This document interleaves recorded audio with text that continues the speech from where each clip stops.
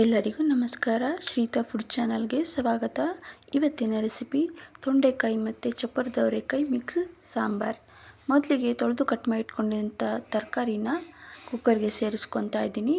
ಹಾಗೆ ಅರ್ಧ table spoon ಹೆಸರುಬೇಳೆ, ಹಾಗೆ ರುಚಿಗೆ ತಕ್ಕಷ್ಟು ಉಪ್ಪು, ಹಾಗೆ ಅದು ಮುಳುಗೋಷ್ಟು ನೀರು ಹಾಕ್ಕೊಂಡು ಚೆನ್ನಾಗಿ ಮಿಕ್ಸ್ ಮಾಡಿಕೊಂಡು ಕುಕ್ಕರ್ನ ಕ್ಲೋಸ್ ಮಾಡಿ 3 ವಿಷಲ್ ಕೂಗಿಸ್ಕೊತಾ ಇದ್ದೀನಿ. ಹಾಗೆ ಒಂದು ಮಿಕ್ಸಿ ಜಾರಿಗೆ 1 ಹೋಳಿಗೆ ಕಾಯಿ ತುರಿ, 1 ಟೊಮೆಟೊ, 1 ಈರುಳ್ಳಿನ ಕಟ್ ಮಾಡಿ ಸೇರಿಸ್ಕೊತಾ ಇದ್ದೀನಿ. ಹಾಗೆ 5ರಿಂದ 6 ಖಾರ ಇರೋ ಮೆಣಸಿನಕಾಯಿನ ಸೇರಿಸ್ಕೊತಾ ಇದ್ದೀನಿ. ಹಾಗೆ ಅರ್ಧ ಟೇಬಲ್ ಸ್ಪೂನ್ ಧನಿಯಾ ಕಾಳು, 4ರಿಂದ 5 ಬೆಳ್ಳುಳ್ಳಿ, ಅರ್ಧ ಟೇಬಲ್ ಸ್ಪೂನ್ ಜೀರಿಗೆ, ಹಾಗೆ 1/4 ಟೀ ಸ್ಪೂನ್ ಅರಿಶಿನ ಇಷ್ಟೆಲ್ಲ ಸೇರಿಸ್ಕೊಂಡು ನುಣ್ಣಗೆ ರುಬ್ಕೊತಾ ಇದ್ದೀನಿ.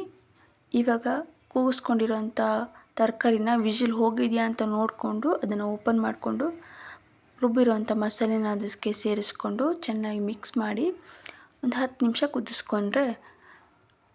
ಕುದಿಸ್ಕೊಂಡು ಇದನ್ನು ಪಕ್ಕದಲ್ಲೇ ತಿಪ್ಕೊಳ್ಬೇಕು. ಈಗ ಒಗ್ಗರಣೆಗೆ ರೆಡಿ ಮಾಡ್ಕೊತಾ ಇದ್ದೀನಿ. ನಾನಿಲ್ಲಿ ಅರ್ಜೆಂಟಿಗೆ ಸೌಟಲ್ಲೇ ಒಗ್ಗರಣೆ ಮಾಡ್ಕೊತಾ ಇದ್ದೀನಿ. ನೀವು ಆ ಥರ ಮಾಡಿಬಿಡಿ, ಒಂದು ಚಿಕ್ಕ ಬಾಣಲಿ ಇಟ್ಕೊಂಡು ಅದರಲ್ಲಿ ಮಾಡ್ಕೊಳ್ಳಿ. ನಾನು ಈ ಥರ ಮಾಡುವಾಗ ನನ್ನ ಕಣ್ಣಿಗೆ ಸಾಸಿವೆ ಹಾರಿಬಿಟ್ಟಿತ್ತು.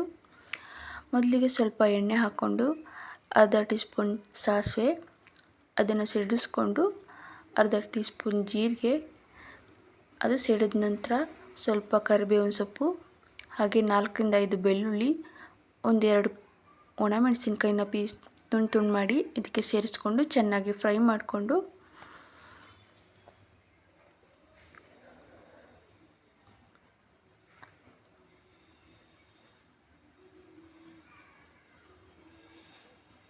ಈಗ ಅದನ್ನು ಕುಕ್ಕರಲ್ಲಿರೋ ಸಾಂಬಾರಿಗೆ ಮಿಕ್ಸ್ ಮಾಡಿಕೊಂಡ್ರೆ ತರಕಾರಿ ಸಾಂಬಾರ್ ರೆಡಿ.